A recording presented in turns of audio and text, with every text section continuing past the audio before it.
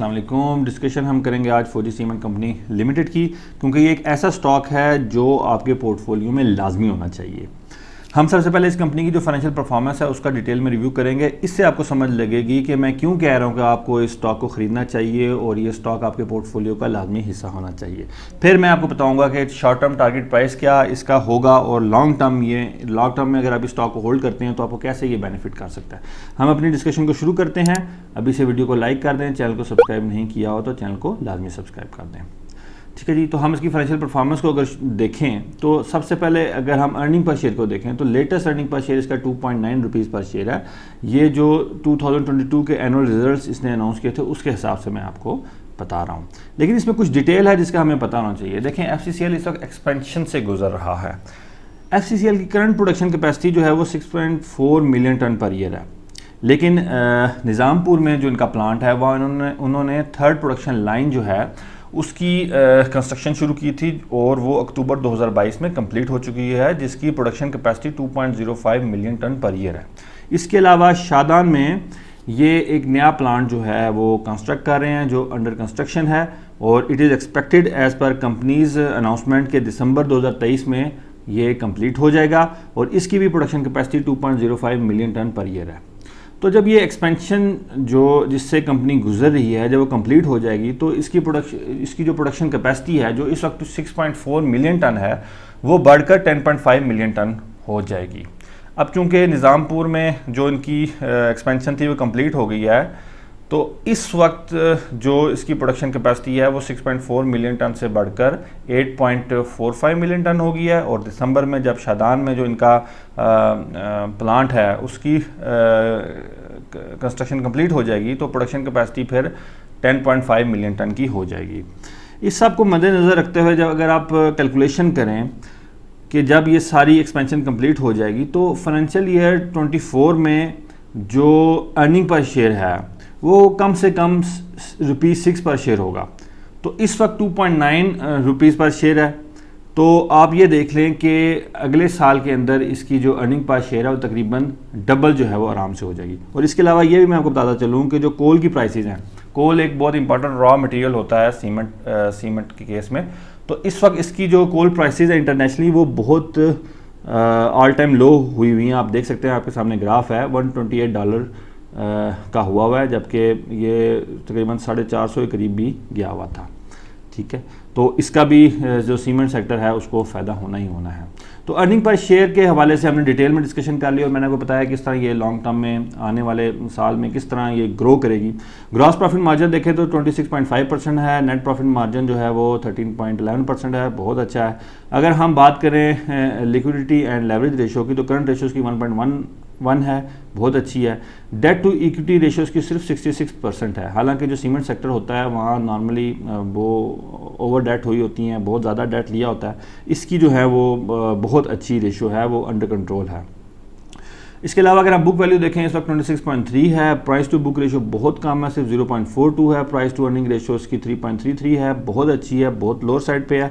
Being investor हमारे लिए जारी बात है जितनी कम हो उतना अच्छा होता है। डिविडेंड यील्ड इसने पिछले 2 सालों में नहीं दी, लेकिन कंपनी की हिस्ट्री है डिविडेंड देने की। तो ये मैंने आपके सामने इसका जो फाइनेंशियल एनालिसिस है वो किया है डिटेल में, जिससे आपको समझ लगी होगी कंपनी अगर आप इसको देखें तो कितनी अच्छी जो है इसकी फाइनेंशियल परफॉर्मेंस है और क्यों, और आप देख सकते हैं कि ये एक बहुत ज़बरदस्त ग्रोथ स्टॉक भी है। अब हम इस तरफ आते हैं कि इसका शॉर्ट टर्म टारगेट प्राइस क्या होगा और अगर आप लॉन्ग टर्म रखें तो उसके क्या बेनिफिट्स जो हैं आपको मिल सकते हैं। लेकिन उससे पहले मैं आपको ये बता दूं कि अगर आप भी एक सक्सेसफुल ट्रेडर या इन्वेस्टर बनना चाहते हैं तो आप मेरा जो स्टॉक मार्केट कोर्स है वो ज्वाइन कर सकते हैं, जिसमें मैं टेक्निकल एनालिसिस भी सिखाता हूँ, फंडामेंटल एनालिसिस भी सिखाता हूँ, इंक्लूडिंग कि एक अंडर वैल्यूड स्टॉक को कैसे आइडेंटिफाई करना है, मैं कैसे ट्रेड इन्वेस्ट करता हूँ वो डिटेल में डिस्कस करता हूँ। तो इस पूरे कोर्स की फ़ीस सिर्फ 6,000 रुपये है और ये व्हाट्सएप नंबर आपके सामने आ रहा है। इस व्हाट्सएप नंबर पे आप टेक्स्ट करके मेरे कोर्स को ज्वाइन कर सकते हैं। अब ये आपके सामने मैंने जो है वो एनालिसिस किया है, ये आप ख़ुद भी एनालिसिस करना सीख सकते हैं अगर आप मेरा कोर्स को ज्वाइन करें। तो मैंने डिटेल में इसमें फंडामेंटल एनालिसिस में ये सारी चीज़ें जो हैं वो कवर की हुई हैं। तो बैक टू अवर वीडियो। अब हम देखते हैं कि हमारा टारगेट प्राइस जो है वो क्या होगा।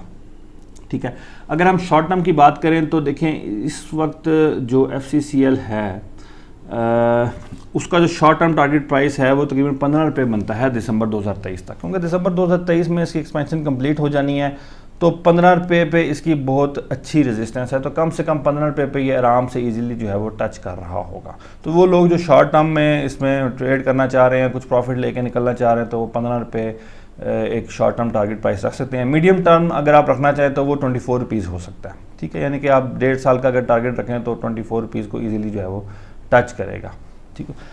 लेकिन अगर हम लॉन्ग टर्म की बात करें तो लॉन्ग टर्म में आपको बहुत ज़्यादा कैपिटल गेन और डिविडेंड यील्ड जो है वो मिल सकता है। ये मैंने आपको एक एग्जांपल के साथ समझाने की कोशिश की है ताकि आपको समझ लगे कि लॉन्ग टर्म में आपको कैसे फ़ायदा हो सकता है। लेट्स सपोज आप इस स्टॉक को 12 रुपये पे ख़रीद लेते हैं, इस वक्त ये 12.5 के करीब ट्रेड हो रहा है, मैंने 12 रुपये प्राइस रखी है, ठीक है। लेट्स सपोज आपने 12 रुपये ख़रीद लिया, ठीक है, तो अगले साल जब ये फाइनेंशियल ईयर 24 एंड होगा, कंपनी की एक्सपेंशन भी कंप्लीट हो चुकी होगी, जो इंटरेस्ट रेट है इस वक्त 22 रुपीज़ पे है, 22% पे है, वो भी कम हो चुका होगा, शायद 15-16 पे आ चुका होगा। तो कंपनी, जैसे मैंने आपको बताया कि कंपनी की हिस्ट्री है डिविडेंड देने की, लेकिन चूंकि कंपनी एक्सपेंशन कर रही है तो ऑब्वियसली सारे पैसे जो हैं कैश फ्लो उधर डाइवर्ट हुआ हुआ है, वो भी इशू जो है काफ़ी हद तक कम हो चुका होगा। कंपनी की एक्सपेंशन जो है उसके पैसे लग चुके होंगे, सिर्फ इंटरेस्ट पे पेमेंट जा रही होंगी, कंपनी ऑब्वियसली दोबारा डिविडेंड देगी। तो लेट्स सपोज कंपनी डिविडेंड जो है वो 2 रुपीज़ पर शेयर दे देती है, क्योंकि हिस्टोरिकली कंपनी ने 2 रुपये तक डिविडेंड दिया हुआ है। ये मैं उस वक्त की बात कर रहा हूँ जब इसकी अर्निंग पर शेयर तकरीबन 3 रुपये तक होती थी, तो उस वक्त ये 2 रुपये पर शेयर डिविडेंड देती थी। अब तो अगले साल तक एक्सपेक्टेड है इसकी अर्निंग पर शेयर बढ़कर 6 रुपये तक चली जाएगी, तो मैं लोअर साइड पे रख रहा हूँ कि लेट्स सपोज कंपनी 2 रुपये डिविडेंड देती है पर शेयर, ठीक है, तो आपने अगर 12 रुपये का लिया हुआ तो आपकी डिविडेंड यील्ड बन जाएगी 16%, तो आपको कम से कम 16% जो है वो डिविडेंड यील्ड मिलेगी। और अगर आप 5 साल बाद देखेंगे तो आपको नज़र आएगा कि आपने जो 12 रुपये का शेयर ख़रीदा हुआ है वो कम से कम 44 रुपीज़ का, 44 रुपये का हो चुका होगा, ठीक है। तो ये तकरीबन 300% का कैपिटल गेन बनता है। 44 रुपीज़ की मैंने फिगर कैसे कैलकुलेट की हुई है, 2016 में जब कंपनी की अर्निंग पर शेयर तकरीबन 4 रुपये की थी, उस वक्त ये 44 रुपीज़ पे जो है इसने पीक दिखाई थी, और अब तो कंपनी जो है वो इतनी एक्सपेंशन से गुजरी है, ठीक है।